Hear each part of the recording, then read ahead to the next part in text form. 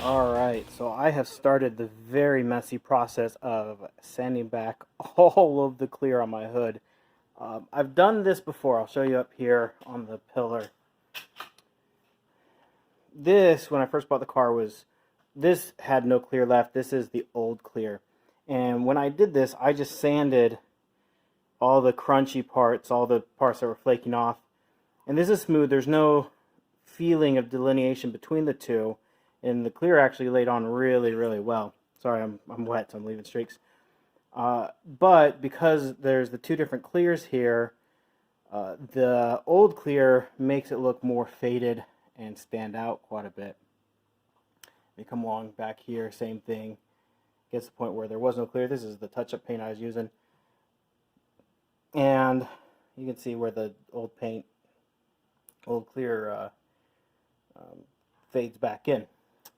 So what I'm doing, because this I don't think is too big a deal, most people won't notice this, but the hood of the car being a big, wide, flat piece, people are going to notice. And a lot of the hood is very, very damaged. In fact, the whole hood is damaged, but it wasn't nearly as damaged like in this front part where it kind of bends down, but up towards the top where it's a lot more flat, direct to the sun, it was really damaged.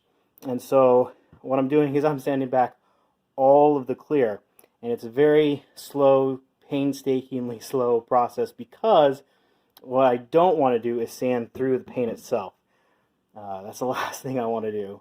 And so what I've done so far is I start off with a very aggressive grit. This is 150 grit sandpaper, and what I've done, you can kind of see it here, is I've just sanded back the clear, or sanded down through the clear a bit.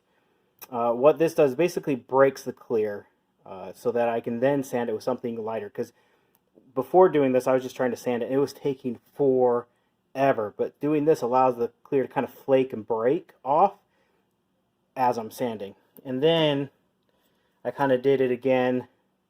This is a 240, that's another 240, and this is, now what I'm doing is this is an 800 grit, so fairly fine grit sandpaper.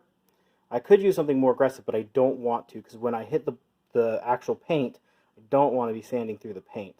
So this allows me to take my time, be a little bit more careful, and sand through the clear without damaging the paint. So that's the process so far. Obviously, I have a sponge, I have a bucket, wet the area, and then small little circles right along the edge, and it slowly gets rid of the clear. And that way I will get rid of all the clear on the hood. Then I will be very carefully cleaning. It is a mess. This is one of the messiest things you do.